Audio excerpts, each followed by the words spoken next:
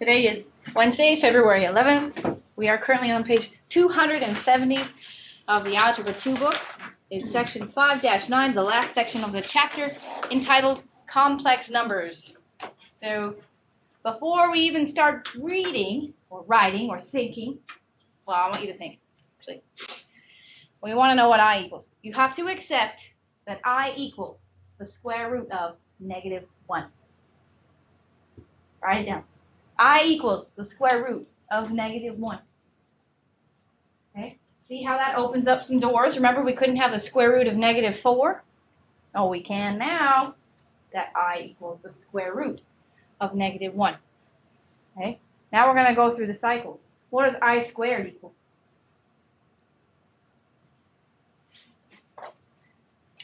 If I equals the square root of -1, what is I squared? -1. No, just -1. Because it would be the square root of -1 times the square root of -1. Okay, so write that down. I squared equals -1. Okay, I cubed. Same thing as I squared times I. The negative square root of -1, right? Because -1 times the square root of -1 is the same thing as negative square root of -1. Lastly, what's I to the 4th? No. Nope. I to the 4th. So the negative square root of -1, times the negative of square root of -1. What's negative square root of -1 times negative square root of -1?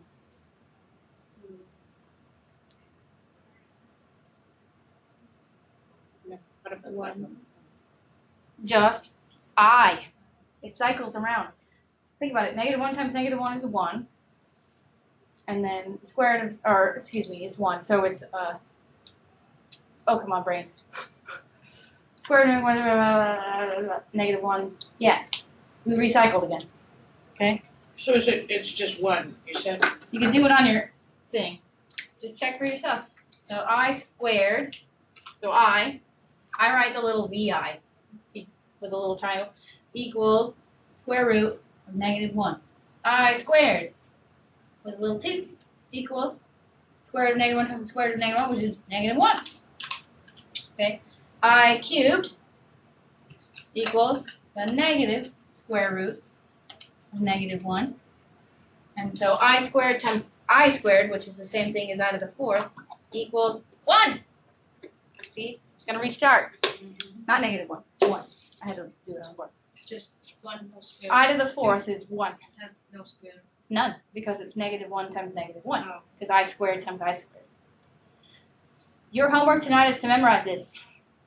I equals the square root of -1. And I'll ask you at jump rope for heart, by the way. I equals the square root of -1. I squared equals -1. I cubed equals the negative of the square root of -1. And I to the 4th equals 1. Now, think about it. What's 1 times another I, right? I to the 4th times I is just I, okay? It restarts.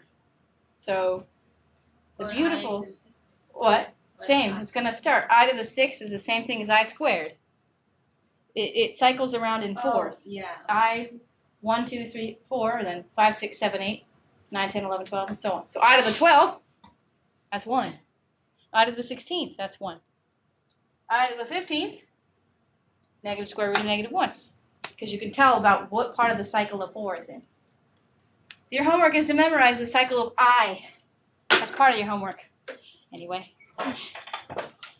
Okay.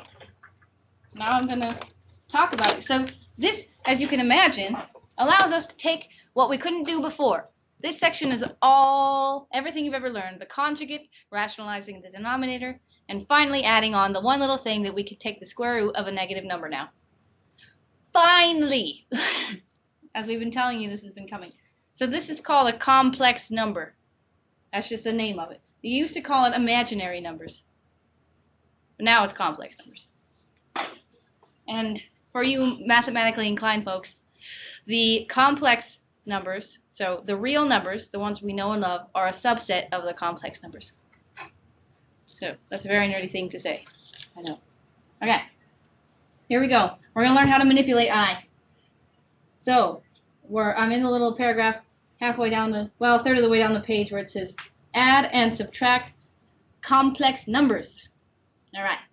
Since I is defined to be the property that I squared equals -1, the number I is the principal square root of -1. That is, I equals the square root of -1.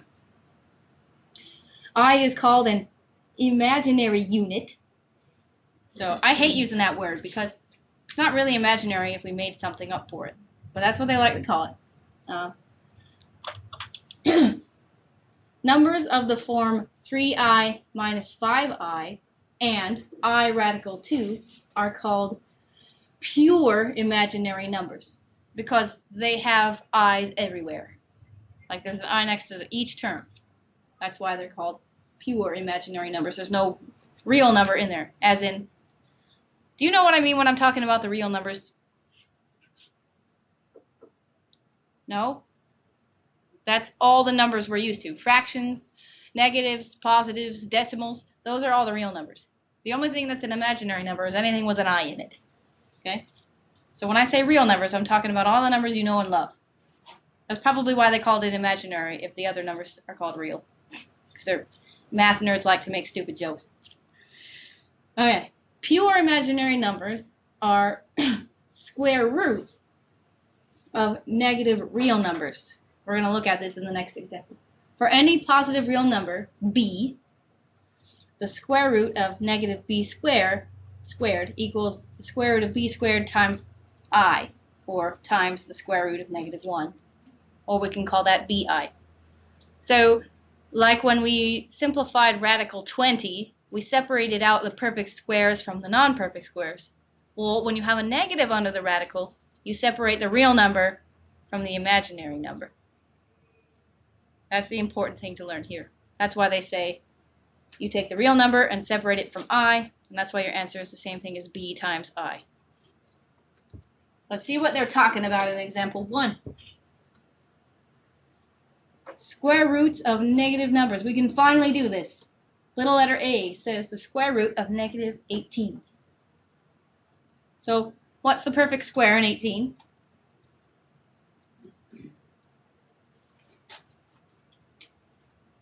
I will wait.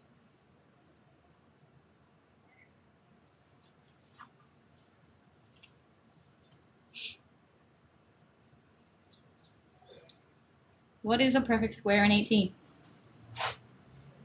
9. Yep. So we can separate this out into 3 things. The -1 for I, the 3 squared for 9, and the 2. Okay? That's so we can separate all this stuff. Okay? So we can, again, separate all the radicals out by our product rule. And that equals the square root of -1 times the square root of 3 squared, also known as 9, and the square root of 2. So when you see the square root of -1, you can immediately turn that into an I. The square root of 3 squared is 3, and you can't do anything with the square root of 2. So your final answer is all that multiplied together. 3i radical 2. That makes sense? Oh, because 9 times 2 is 18. So we couldn't pull the 2 out. Oh, yeah. Yep. So it just had to hang out there. There's the 3 from the 9 and the I from the square root of -1. So let's try it with little b. The square root of -125x to the 5th. Well, it's the same thing. You separate them out. We separate out I, so we have the square root of -1, and 125 has a perfect square in it. It's 25, so you'd have -1, and then 5 squared, and then a 5. They put it next to the x, but you don't have to. And then they separated out x to the 5th into x to the 4th and x, because the biggest perfect square in x to the 5th is x to the 4th. So finally, when you separate all this stuff, you have the square root of -1 times the square root of 5 squared times the square root of x to the fourth times the stuff that's left inside 5x. The square root of 5x. Where did that 5 come from that's under the square root? It's the square root, because 25 times 5 is 125. Oh, gotcha, okay. Yeah. So that's why it has to stay in. It's not a, it's only part of it. So then once you separate it all, you realize what everything is. The square root of -1 is just I. The square root of 5 squared is 5. The square root of x to the fourth is x squared. And then all that's left under the radical is the square root of 5x. Question. Yeah? Mathematically speaking, for correct grammar, does it matter when you're writing out your final answer what position the I goes in? Yeah. You should put it at between the number and the variable like it is here. Or if it's just a number, you put it after the number. That's good grammar. 5ix squared, square root 5x is your final answer. Because I is technically a number. That's why it goes before the variable. So 5ix squared, open root 5x, close root. So the only thing we're doing differently is I. Everything else is the same. You simplify radicals the same, all that good stuff. All right. Here we go, the commutative and associative property. Who remembers what the commutative property is? You can move Right. 2 times 3 is the same thing as 3 times 2. I always think, when I hear the word commutative, I think commute as in move. Exactly. What about the associative property? What's that? These are important. We went over this. Associate. Associative.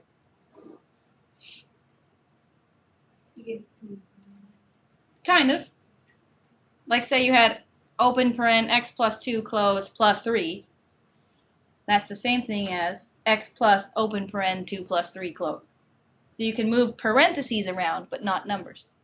You can regroup things like we do with factoring by grouping. We're using the associative property. Okay, because we get to put parentheses around stuff. All right, here we go.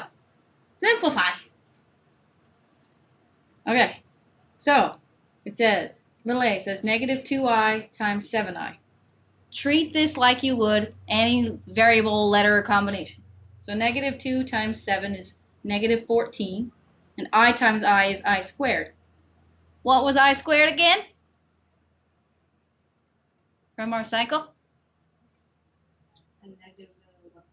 Yeah, exactly. So we get -14i squared is the same thing as -14 times -1. Because you can replace it. I squared is the same thing as -1. So -14 times -1 is just 14. That's all. That one wasn't too hard. That's why I want you to memorize the cycle so you don't have to think about it anymore. Okay. Little letter b. Uh-oh. It's under the radical. We have 2 negative radicals. Oh no. But remember, we can multiply radicals as long as they have the same root. So for b, it says the square root of -10 times the square root of -15. Now they chose to just pull out I right away. That's okay. That's fine. Because I guess it would be wrong. Because -10 times -15. Nope, they're going to get negative. Anyway, hold on. All right. So they pull out I first. So the square root of -10 becomes I radical 10. Because they just pulled out the square root of -1.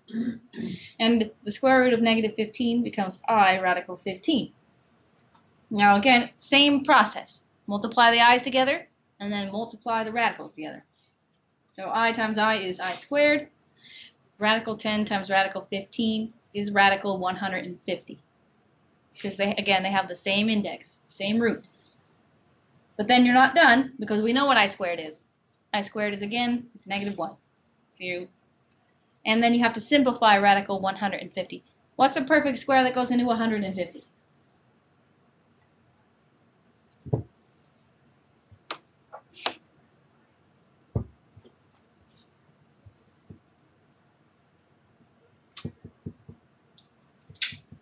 Miss Chris, you can answer too. Oh. What's a square root that goes into 150? 25. All right. So I squared becomes a -1, And we can separate radical 150 to radical 25 times radical 6, because it goes in 6 times. So then you're left with, finally, negative 1 times 5 radical 6, or, i.e., negative 5 radical 6. So I squared is neat because it makes it, and it proves to you that it's a non-imaginary number. It's kind of nifty. Okay. Okay. Simplify by powers of I. This is example 3. There we go. Remember I was telling you what cycle? Okay, so this says I to the 45th. Okay? 45th. What is the closest number divisible by 4 near 45?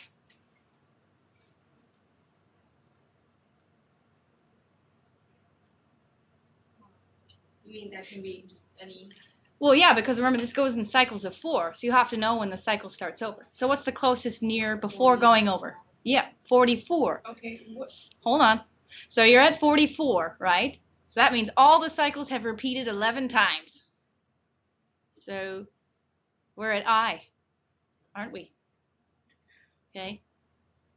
Because, again, it repeats. After 4, it starts over. After 8, it starts over. After 12, it starts over. After 36, it starts over. After 40, it starts over. And after 44, it starts over. So if we're 1 away from when it starts over, you know you're at I. So all I to the 48th turns into is just I. Oh, am I wrong? Look, it says I'm wrong. Darn it. I don't like being wrong. I never figured this one out before. I hate being wrong. It makes me feel stupid. Yeah. This screwed me up last time. You're not the only one. Well, I to the 45th. I like my way better. It's cooler. Okay, well, you can rewrite it as I times I to the 44th, which is the same thing as I times I squared to the 22nd, which is the same thing, negative 1 to the 22nd, because that's what I squared is, which is I times 1, or I equals, oh, I was right. I'm still right. See, I'm right. Don't do it their way. Do it my way. Can you go through that one more time, please? Which way? Your way or any way? It's cycles of 4. Okay. So what's the nearest number Cycle divisible of by 4 below 45? below 45. Mm-hmm. So 44. Right. So we ignore all the 44s. That's like we ended on I to the 4th. Okay, so if we do cycles of 4, so you have I left. Exactly. What does that tell you? That means that's your answer. I to the 45th is the same thing as I. Yeah, do it my way. So, Unless you prefer the complicated way. Okay, cycles. Let me give you another one, since there's only one of these. What about I to the 32nd? Okay. This is good practice. I to the 32nd. Let me know when you have an answer. I already do in my brain. Okay. Don't anybody say anything. Oh, crap. Calculator yelling. 37th or 2nd? 32. Thank you. Mm-hmm. What is it? 32nd, 37th. What do you think? So if it's even, what if you don't get anything?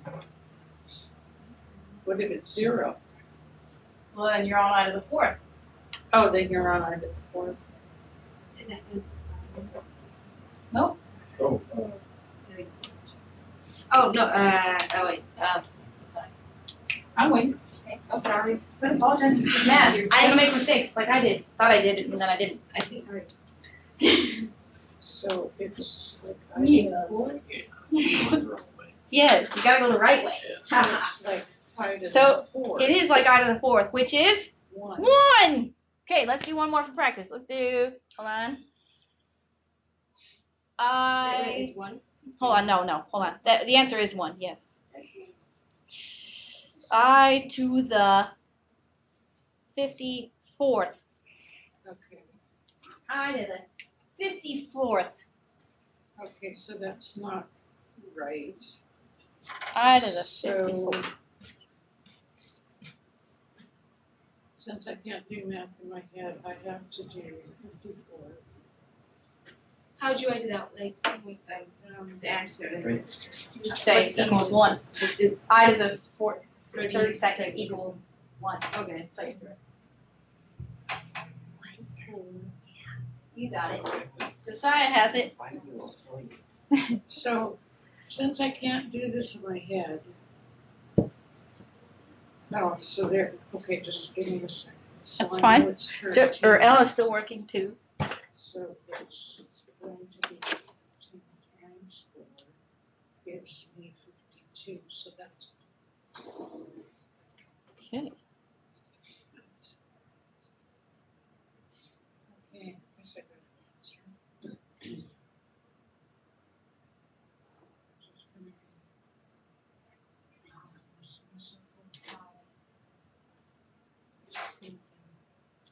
What? Ella?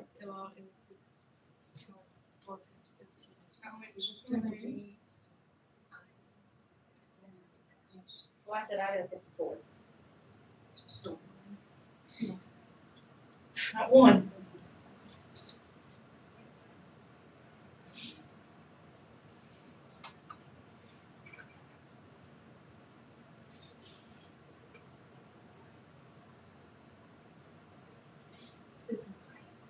At the end, so it starts over at 55. I, 52 it ends. Starts over at 53.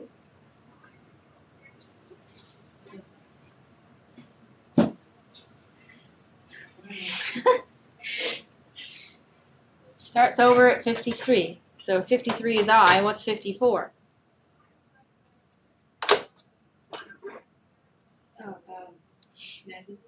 -1, right. So I squared, which is the same thing as -1. no. All right. I think you guys have the cycle now. So I don't like how the book does it.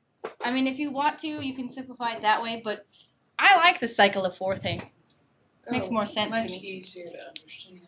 All right. So we're at the top of the next page, page 271. Now we're going to do an equation. An equation? Terrible.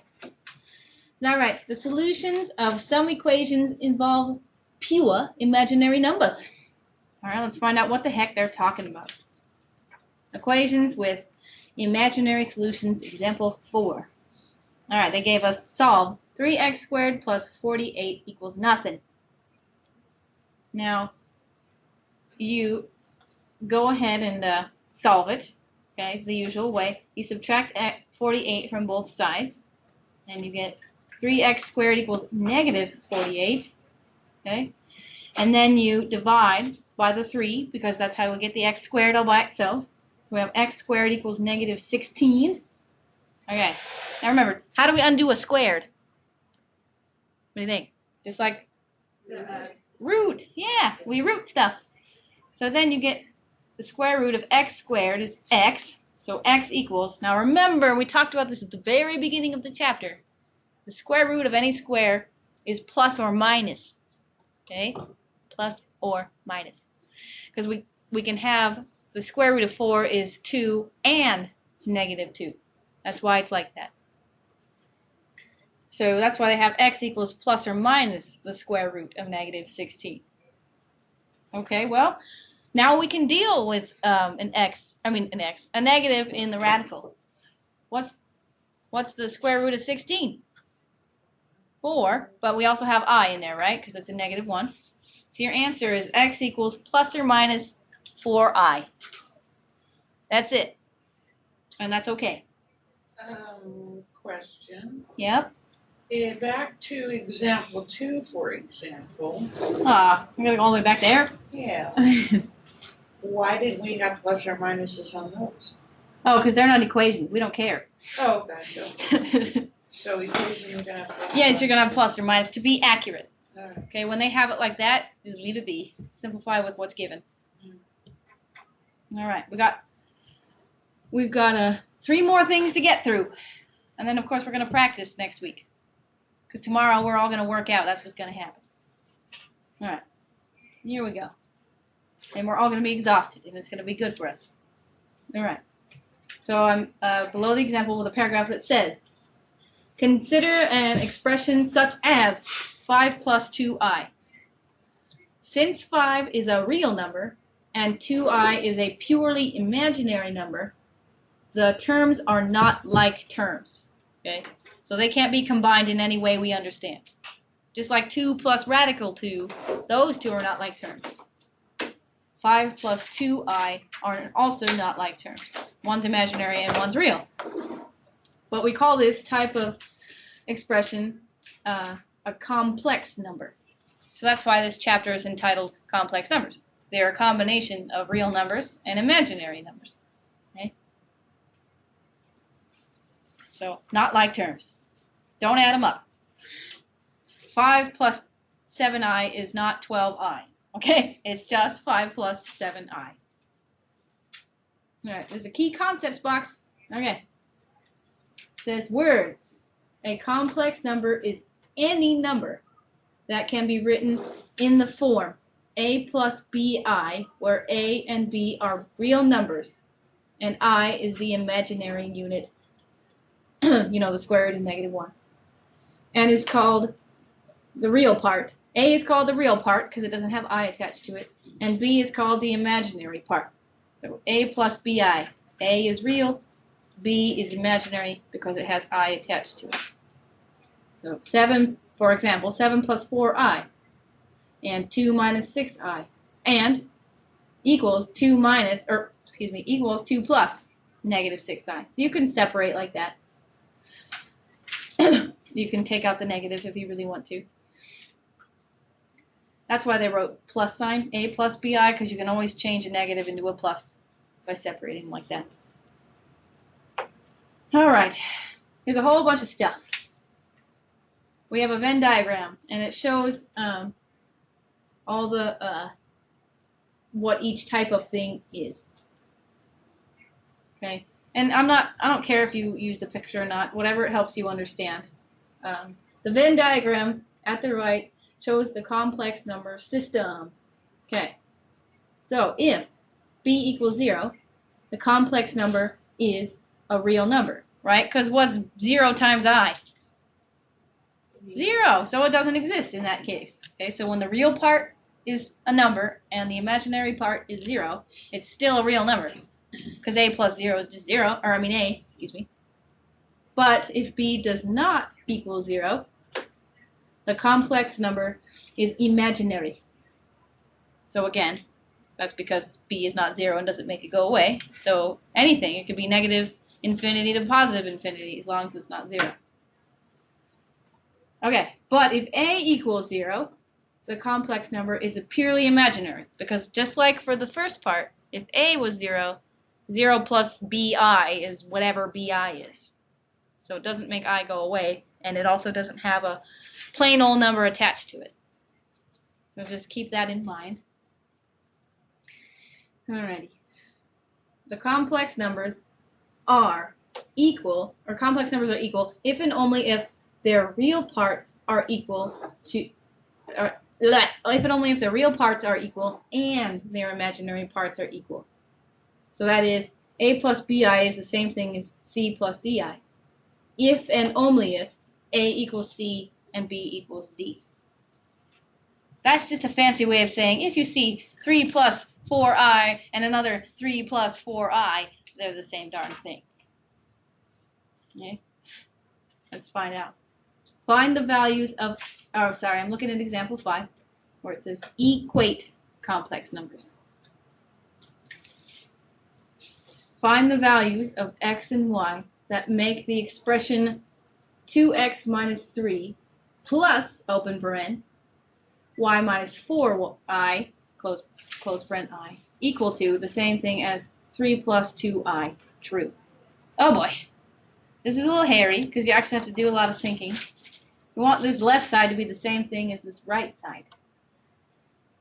But we have to understand that we can add things with I and together as like terms, and add reals as like terms. We can't vice versa. Yep. So we gotta get that. So for instance, this left part, 2x plus 3, must equal 3, because that's part of, those are the real parts. Does that make sense? And the y minus 4 must be equal to 2. So what about the i's? it doesn't matter. That comes later. So again, the whole purpose of this is to make sure that you get the same thing for the real part and the same thing in front of the imaginary number. So we do that like we do anything. We set them equal to each other. Now, since the y minus 4 is attached to an I, and the 3 is attached, or the 2 is attached to the other I, you set them equal. And since there's no I in front of 2x minus 3 and no I in front of the 3 on the other side of the equal sign, you set up those. And whatever you get for y and x will be your answer. So you're just manipulating what you're given, okay? Based on the fact that you know you want them to be the same thing. So you set the left side, 2x minus 3 equal to 3, because those are the real parts. So that means when you add 3 to both sides, 2x equals 6, and x therefore must equal 3 when you divide it by 2. Okay? Now for the imaginary part, y minus 4 equals 2. You're just peeling off those coefficients and remembering in your head that that's the imaginary part. Okay? That means y minus 4 equals 2, add 4 to both sides, and y equals 6. So we got x is 3 and y is 6. Well, we can check and see if it works. What happens when we plug in x as 3? Then we get 2 times 3 is 6, minus 3 is 3. Look at that, Miss Chris, it works. 3 equals 3 on the other side. Now when we plug in 6 for y on the left side, 6 minus 4 is 2. And that's what it equals on the other side. So when we plug in x and y on the left side, we get 3 plus 2i. So we know we did it right. I'm not following how you're saying it works. Plug in 3 for x. You get 3 times 2 is 6, minus 3 is 3. Good. So that's what we want. There's a 3 on the right side. 3 equals 3. Yeah.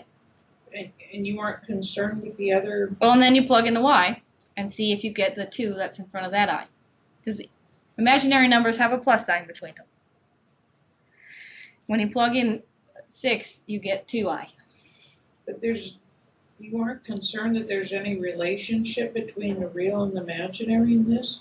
The relationship is that the numbers are equivalent if they have the same real part and imaginary part. It kind of looks like there's 2 separate equations in one equation. There kind of is, because you want the real part equal to the imaginary part, or the other side's real part. This is weird. And you want the imaginary part equal to the other side's imaginary part.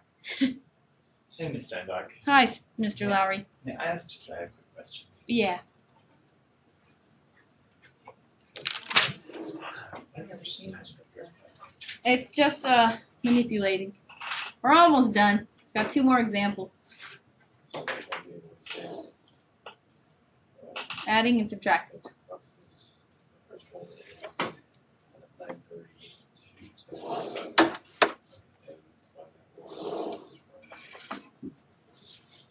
What do you think, Ella?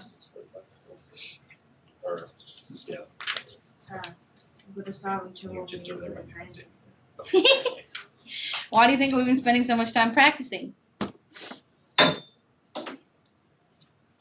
Okay. Thank you. Sure. I'm at the top of page 272. Now, we're going to spend a couple of days practicing, so don't freak out. I just want you to bear with me here. The top of page 272, to add and subtract complex numbers, combine like terms, like I said earlier. That is, combine the real parts and the imaginary parts. So for instance, example 6, this is the second to last example, but promise. So add and subtract complex numbers. Simplify. Okay, here we go. A says 6 minus 4i in parentheses plus, open paren, 1 plus 3i, close paren. This is just like the order of operations, okay? What's 6 plus 1? I hope that's 7. And then what's negative 4i plus 3i? Yeah, negative I. So your answer from all that scary looking thing is just 7 minus I. Okay? It's just like adding x's and y's and coefficients. Just Okay, this is hard for me to put my brain around. In the key concepts from the page before, it said a complex number is any number that can be written a plus bi. So, for example, in example 6, I put the right glasses on, under A, in parentheses, you have 6 minus 4i. That, in parentheses, is a complex number. Yeah. So we could just split it up. Yeah, just like we can take one complex number. Just like 5 plus 2x. It's no different. Well, 5 plus 2x is 2 numbers. Yeah, but an imaginary number is made up of parts. Okay. Just like 5 plus 2x is a quantity, but we can split that up too. Okay, I'll take your word for it. This seems like a cop-out. No. It's just to make it easy. No, because this is really simple. Well, there's nothing different about it, because 6 plus 2x and 7 plus 3x, you'd add the 6 and the 7, you'd add the 3 and 2x. Right. It's the same thing. They're quantities also, even if you stuck them in parentheses. No, but it looked from the key concept that a plus bi was one complex number altogether. It is, just like 5 plus 2x is also a quantity in parentheses. No different. Oh, okay. No different. All right. Last one, last little b. Open 3 minus 2i. Minus open 5 minus 4i close. So again, be careful with your negatives here. Okay. 3 minus 5. What's that? Negative 2. Negative 2i minus a negative 4i.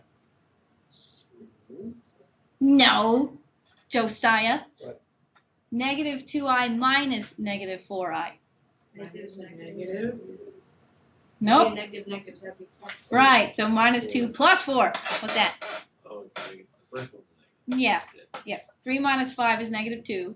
But negative 2 minus negative 4 is 2i. Miss Chris is correct. So, double check your math. We're going back to basic 101 order of operations. Minus sign means everything inside the parentheses is subtracted. Everything. Okay? Keeping the I down as a 1. Yeah, your computer might think it's Roman numeral. So you can change it to L if you like, little L. No, it's my brain just. Oh, wants to read it as a 1? Yeah. All right. I'm gonna skip the whole model thing. Skip that whole box and go to the very bottom of the page, where now we finally get to multiply and divide complex numbers. The last thing. Again, it's like yesterday and the day before. We'll talk about it. Okay, complex numbers are used with electricity. Whew. Okay, in a current circuit, in a circuit with alternating current, the voltage, why did I say village? Okay. The voltage current and the, oh boy, come on, brain. Impedance. I guess, and impedance, or hindrance to current. Anybody know anything about electricity? Can be represented by complex numbers. So I assume what goes in and what comes out are represented by complex numbers. All right. Of course, it's a word problem. All right, let's do this. You can use the FOIL method. Everybody knows what that is? The FOIL method to multiply complex numbers. Well, okay. There's 8 examples. I lied. So we got 2 more. Okay. Electricity. Okay. In an AC circuit, the voltage E, current I. Why are they using I? That's ridiculous in this section. Current E, voltage E, and current I, and impedance Z are related by the following equations. E equals I times Z. Okay? Find the voltage in current with a current of 1 plus 3I amps and an impedance of 7 minus 5I. 7 minus 5J ohms. Okay. Now, they're both J's. I thought they were I's. So, excuse me, 1 plus 3I amp, J's. Restart. 1 plus 3J amps. And the impedance is 7 minus 5J ohms. Okay. Here we go. E equals IZ. So again, E was the voltage. So we leave that side alone. E equals. And then we plug in our 1 plus 3J and 7 minus 5J. So notice we put them in parentheses. And you keep them like this. You keep the real part first and the I part second in each set. So we've got open paren, 1 minus, my brain is saying everything backwards. 1 plus 3J, close, open, 7 minus 5J, close. So you can do this just like we did with radicals and just like we did with x plus 2 and x plus 3. First, outer, inner, last. 1 times 7 is? 7. 1 times negative 5J. Yep. Inners, we've got a, oops, I skipped it. 3J times 7. Yep, 21J. And lastly, we got a 3J and a minus 5J. 15J. Right. So 7 minus 5J plus 21J minus 15J squared. Well, you proceed as you always do. Okay? And note, these J's, I don't know why they're using J, because they mean I. Okay? Yeah, I'm going with this. So maybe it's a really fancy I. It kind of looks like a J. We'd have to ask Stormy, see if it says J or I in Braille. So yeah, Stormy, I'm going to ask you that tomorrow. So you can rewrite this as 7. We can combine the middle terms because one's a negative 5Ji and one's a 21Ji. So negative 5 plus 21 is negative 16. Anybody? So we got 7 plus 16. I don't know why I said negative 16. See, even my brain gets a little wobbly after doing so much of this stuff. Okay, 7 plus 16J minus 15. Because what's I squared, everybody? Negative 1. That's why it says minus 15 times negative 1. So your final answer, because 7 and positive 15 are like terms. Because negative 15 times negative 1 is positive 15. So your final answer is 22 plus 16Ji. I think that's supposed to be an I. Just a really fancy one. So again, 22 plus 16. So you just FOIL. First, outer, inner, last. Note that you can combine like terms such as 5i, negative 5i and 21i. And also, if you get something like 15i squared, negative 15i squared, remember to change. You know that negative or I squared turns into negative 1. So if you left it negative 15i squared, I would take off half a point because you didn't finish simplifying. Hint, hint, wink, nudge, and so on.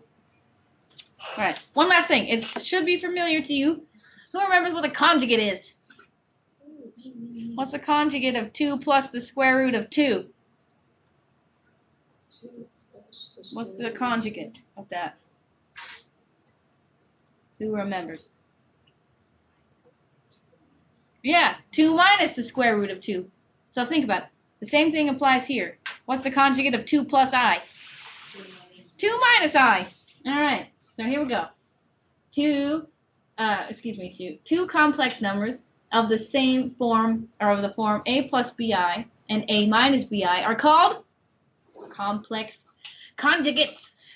So the product of a complex conjugate is always a real number, just like the conjugate of square roots are always real numbers. For example, 2 plus 3i times 2 minus 3i equals 4 minus 6i plus 6i plus 9, or 4 plus 9, which is 13. So again, when you FOIL those, the outers and inners cancel. So with any conjugate, you can always just do first and last, okay? Because the point is that those i's cancel out in the middle. So you can use this fact to simplify the quotient of two complex numbers. All right, here we go. Little a. 3i over 2 plus 4i. What is the conjugate of 2 plus 4i? 2 minus 4i. So we multiply both the numerator and the denominator by said conjugate. So in your numerator, it would be 3i times, open paren 2 minus 4i. And in the denominator, you would have 2 plus 4i times 2 minus 4i. Because again, you're multiplying both the numerator and the denominator by this conjugate. All right. So we have to distribute the numerator, right? Because we have a 3i on the outside and a 2 minus 4i on the inside of parentheses. So 3i times 2 is 6i. And 3i times negative 4i is negative 12i squared. Negative 12i squared. What's I squared again? Negative 1. Right. So negative 12 times negative 1 is 12. So that's why they get in the third line down 6i plus 12. Now we got to do the denominator. We have our numerator, 6i plus 12. So again, 2 plus 4i times 2 minus 4i. Your trick, if you remember, is just to multiply the first and last. If you don't remember, please FOIL it all out, and you will see that they will cancel. Okay? You won't gain any points by getting it wrong on the test if you don't do the middle. But if you do the middle, I won't mark you down either. But for me, because I like shortcuts, 2 times 2 is 4, and negative 4i times positive 4i is negative 16i squared. I squared is? Negative 1. Negative 16 times negative 1 is positive 16. So 4 plus 16 is 20. So your final answer, right before you can simplify it into an imaginary number, is 6i plus 12 over 20. Okay. So, check out what they did. Where on earth did they get 3/5 plus 3/10 I? Oh my goodness, where the heck did that come from? Anybody have any ideas?